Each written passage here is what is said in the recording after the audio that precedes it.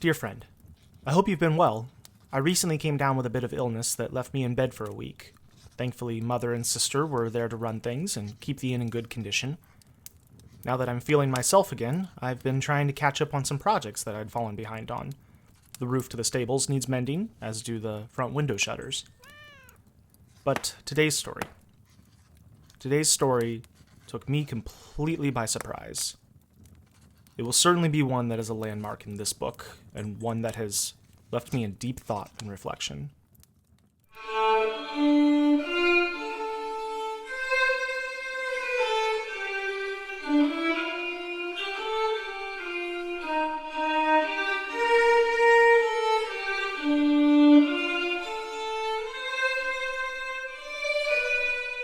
The Inn at the Edge of Greenwood, Chapter 5, The Color of Compassion.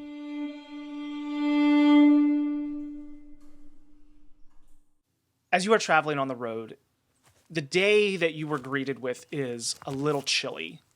It is late autumn, and traditionally kind of past harvest time, when the winds are starting to get that little bit of winter's bite just starting to come into them. You pull a cloak around yourself a little tighter in order to kind of stave against the biting winds. You feel like you've lost your bearings just a little bit. It's a familiar enough road, but sometime between yesterday's travel and camping and this morning, the terrain feels a little off, and you're a little discombobulated. Nevertheless, it's a new area that you've been walking in, so you're not really, don't make much of it. And you continue walking. Eventually, you start to hear distant sounds of what sounds like some sort of little marketplace. You hear people going back and forth. You hear carts and wagons. And as you round a corner through this little path that's been cut through the forest, you do see the wood kind of clear out. There's a small hill with a large inn at the top of it. And down kind of to the left and a little bit, down past that hill, you do see a marketplace. Very small. You don't see a ton of permanent structures. It doesn't even seem to be a fully fledged town per se, but some sort of gathering of people who live and work in this area. And the inn itself is quite large. Fieldstone around the bottom, wood paneling up the top. It's about 2 or 3 stories large. There's a stables out back that you can see. And it, for sure, is some sort of permanent structure. You don't see a name for the town. You don't see a name for the inn. You just see a small wooden sign with a green pine tree painted on it that kind of hangs and swings a little bit out front. I cock my head a little bit and look at the sign. I think it's weird that there's no words on it, but it's freaking cold, so she's gonna go inside. Okay, you walk up, and are you currently wearing any sort of hood or hat or anything like that?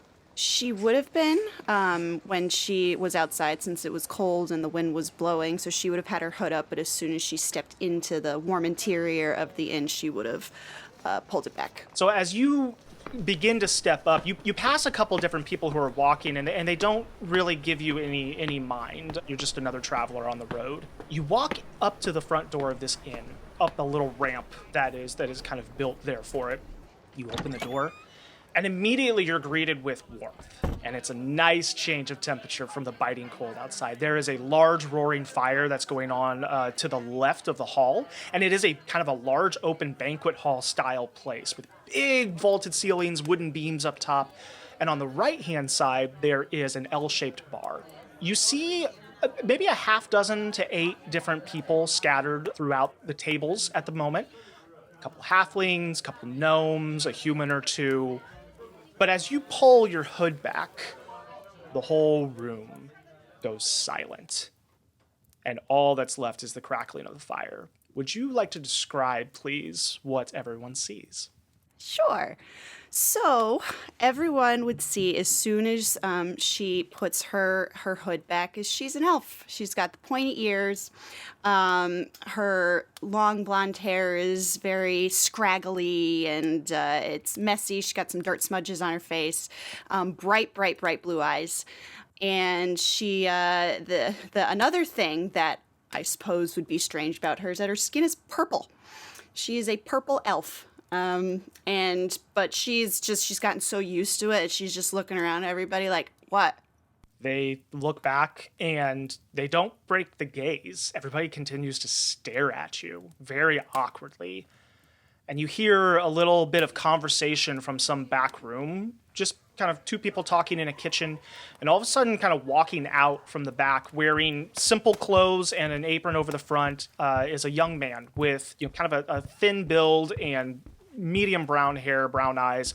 And he's kind of carrying a tray of plates out to the bar, and he stops and sees you and juggles the plates a little bit, and he doesn't say anything. It's like you people have never seen an elf before. If I go back to your drinks, the innkeeper says. Yeah, it's kind of awkward.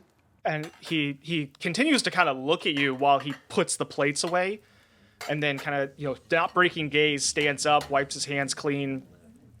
Welcome. There's a coat rack there if you'd like, and can I get you a drink, my friend? Oh, thanks. So I will unfasten the buckle and I'll hang it up.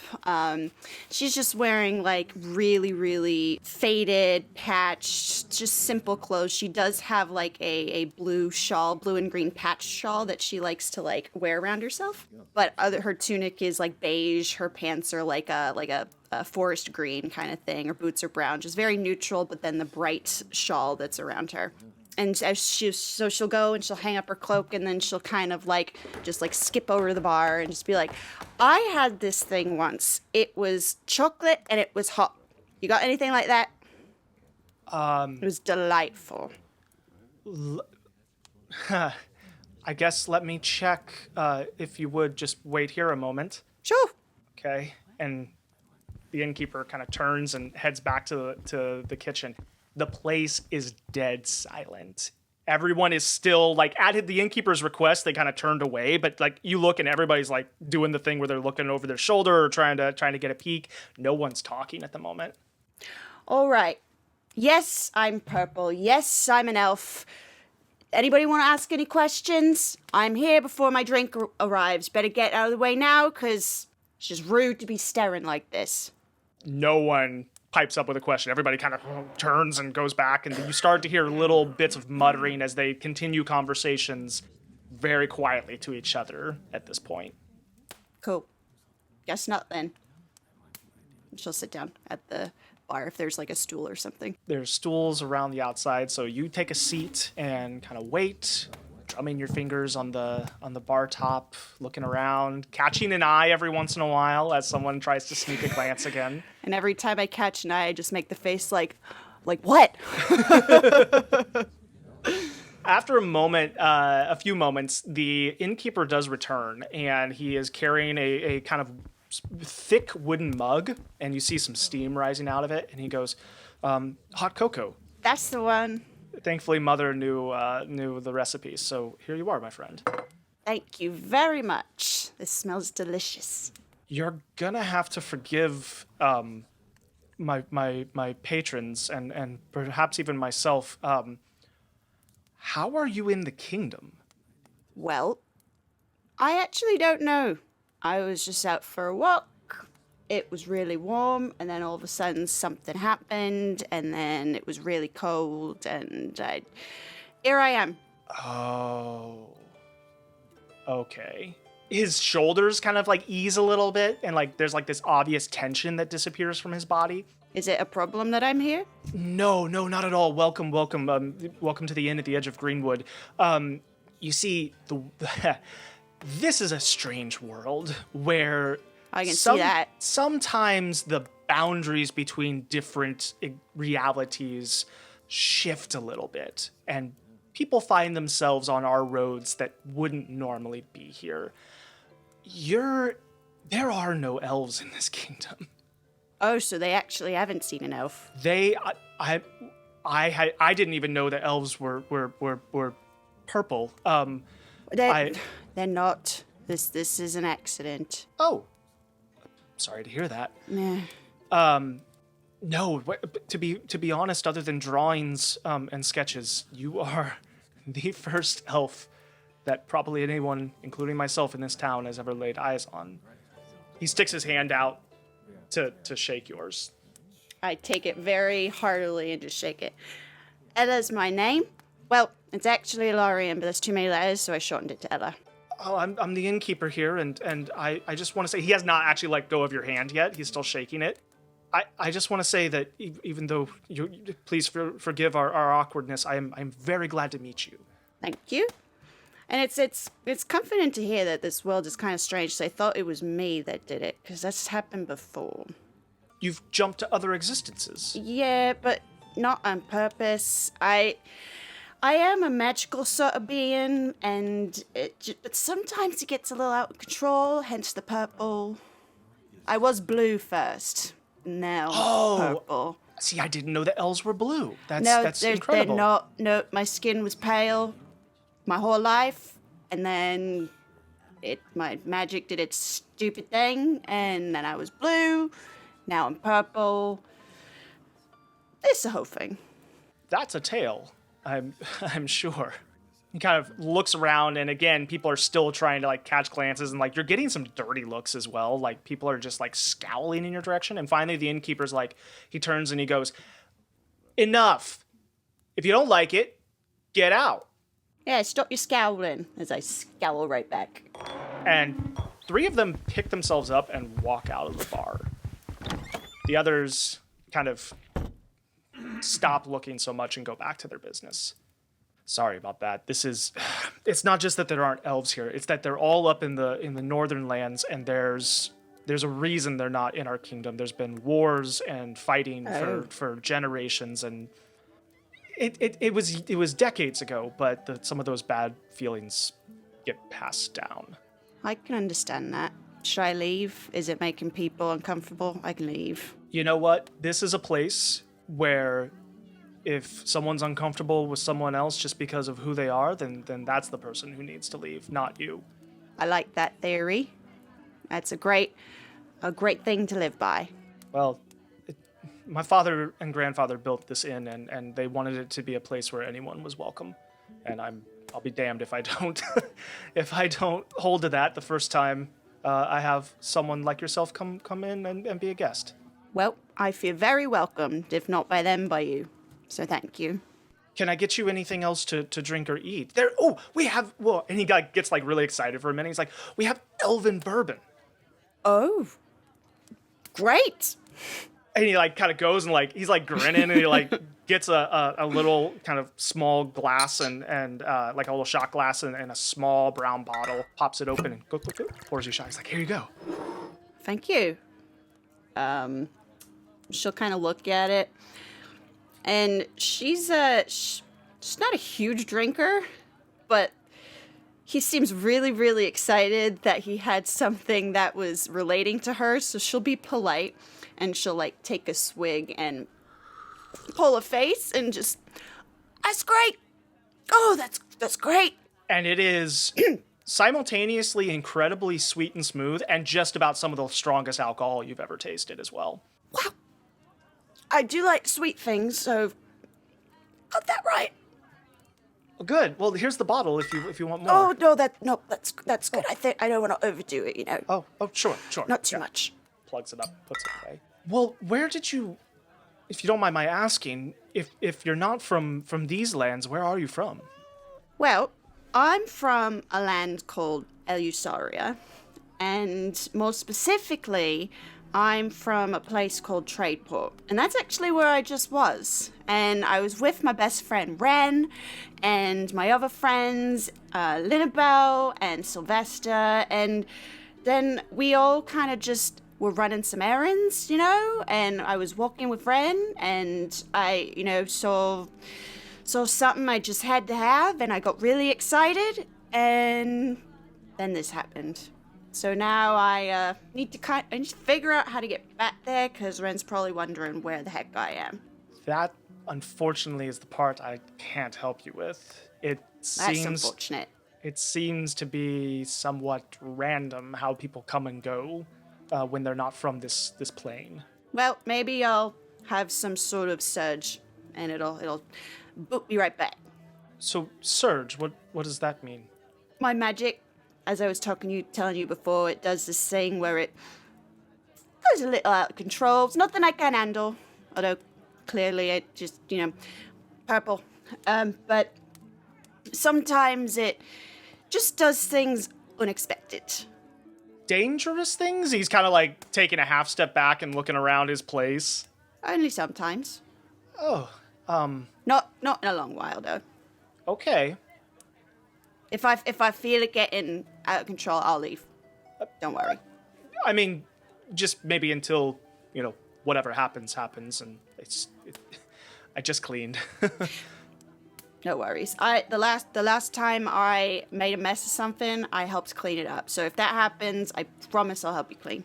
That's fair, and that's the honorable approach, I'd imagine. So what is it that you do? You're a magic user. You must be some sort of adventurer. Yeah, I guess you could say that. Yeah, I actually just helped solve a mystery in trade. Helped solve the murder mystery. Uncovered a lot of things that I didn't like. Haven't really thought about that since. But the murder mystery, we solved it, and I put it all together, and I was very proud of myself. Would you want to tell the story? Well, I don't know that I want to relive, give all the details of the people involved, Oh, sure. Confidentiality and all that. But there is one story that I do love that came out of that whole adventure. I could tell you that one if you want. Well, sure. And he kind of there's a little stool behind the bar that he kind of pulls up and scrapes along the wood, and he kind of sits down and just has this big goofy grin on his face as he's right here in the moment. All right. Well, as I said before, Ren is my best friend. He's a soldier, doesn't really talk much, and if you ask him, we're not best friends, but don't listen to him, we're really best friends. Is he an elf like you? No, he's not. He's human. So where you come from, the elves and humans aren't at war. No, I think they were at one point, but they're not anymore. But I think there's definitely people who don't like elves. Specific kind of elves. It's my specific kind of elf. That's all old details. Anyway, Ren, my best friend. Great guy. Well, we were working on the mystery, and we had a long day of detectiving and investigating, and so we went to an inn, kind of like this one, for the night. Now, I had just turned myself blue earlier that day, and at first, I was kind of upset about it, but then I was like, it was kind of fun. I've never been blue before. Blue is my favorite color. I just roll with it. So we go into this inn, and much like when I came in here, everybody was staring at me. And I was like, that's understandable, I'm blue. And then one of my surges happened, and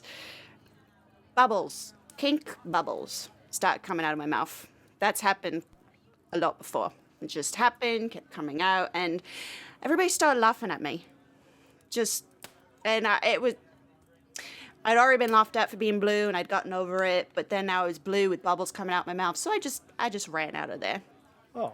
Now, Ren, my best friend, followed me out a couple minutes later. He saw me, I was very upset against the wall, just not wanting to go back in. And he was saying that they're the ones that should be, ashamed for the way that they acted. And I was just in not a great place. People have been laughing at me my whole life, and I've been making mistakes, and these surges had been happening all the time, and it just felt like I couldn't do anything right. And to show that, to show that he believed in me, I guess, or just to reassure me that I wasn't a huge failure, he used some of his own magic, and he turned himself blue so that I wouldn't be the only blue one. And that really meant a lot to me, and that's why he's my best friend, because he does things like that. And it's not often. He doesn't do things like that all the time. You got to really look for him. And so together we went in, both blue, and the rest of the night was wonderful. It's amazing what the support of a good friend will do.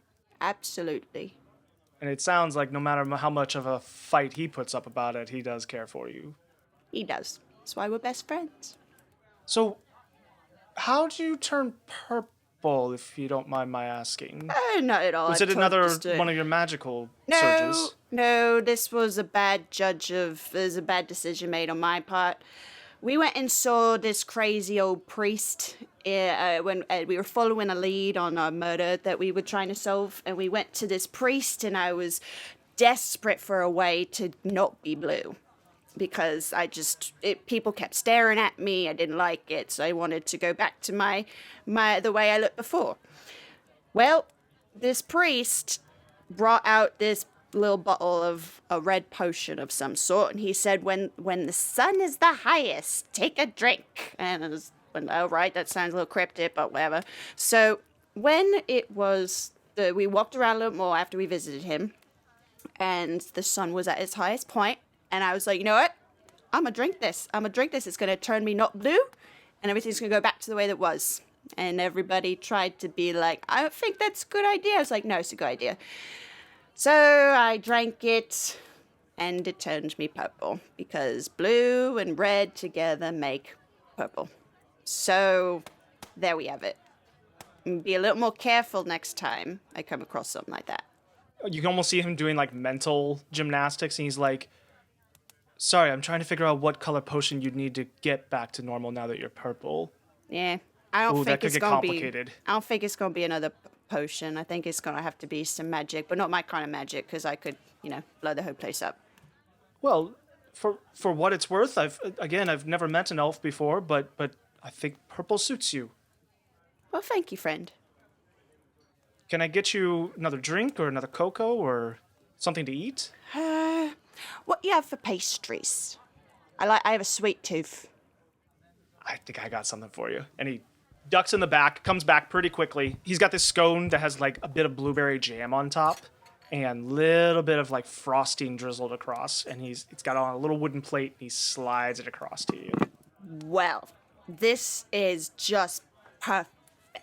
I love blueberries. I actually had a huge pastry back in Tradeport, and I had blueberries on it. So this makes me think of this. This is perfect. How'd you know? And she starts to eat it. He kind of continues doing his work, but keeps like finding reasons to circle back and like work near you or ask you another question for quite some time. And after a little while, he does kind of, are you planning on staying the night? Can I get you a room? Well, I would like to try and get back to Tradeport, but I don't think that's going to happen tonight. So yeah, if you got an extra room, that'd be great. For sure, yeah. And he goes and kind of pulls up this little book and opens it up, writes your name down, pulls a little key out, shows you upstairs to near the end of the hallway. There's room 12 here, and if you need anything at all, please just let me know. We'll have breakfast in the morning as well. Well, thank you, Mr. Innkeeper. You've been very hospitable. Well, you're welcome. Again, I'm sorry for the reception that you had. It's all right. I'm used to it. Well, you shouldn't have to be. And he kind of gives you a nod and heads downstairs. You find yourself in a small but cozy room with a small, simple bed, a little chest at the end of it for personal belongings. There's a wash basin and a kind of almost like a brass mirror. There's a small side table with a candle on it and a chair as well.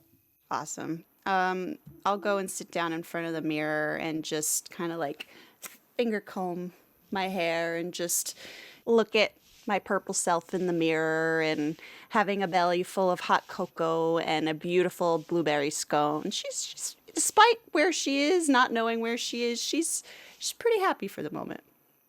Going with the flow. Going with the flow. That's what Ella does. Goes with the flow.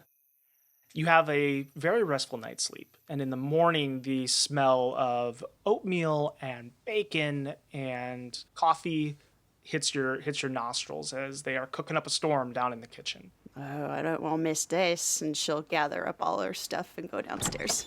You head down. There are a few people, new people in the inn as well, and they do kind of again start and look at you, but then immediately kind of like go back to what they're doing, and you can see the innkeeper behind the bar, like, giving them a look, and you get the idea that he prepped everybody that you were here and to not make a scene. Well, they're learning. Slowly but surely. Did you have a nice restful night? Wonderful. You know, when I sleep really good, I end up with my head at the feet of the bed and my feet at the head of the bed. That's only when I'm really comfortable and when I sleep really, really deep. And that happened. So it was so comfortable, and I really appreciate all that you did. Well, that's great to hear. Here, and he kind of sets a plate of breakfast before you. You're too good to me. He apologizes. He starts saying, I'm so sorry. I'd love to stay and chat more, but there's a lot going on out back at the moment. Of course. So You have your work to do. No worries. Don't let me keep you. If you end up staying longer, I'd love to chat more, but if not, best of luck on the road, and thank you for your story and for it was a good reminder to me of compassion and the importance of that. Well, thank you, Mr. Innkeeper, for being so kind and letting me stay here for the night, and for reminding me that everyone is welcome.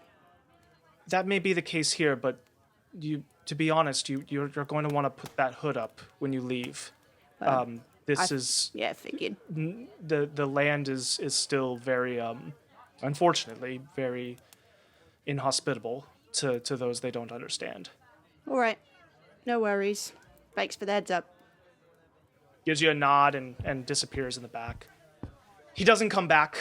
He is busy with his work. Other people, again, don't really engage you in conversation, except for one young gnome girl who seems to have found her way into the inn at some point, and she does tug on your shirt.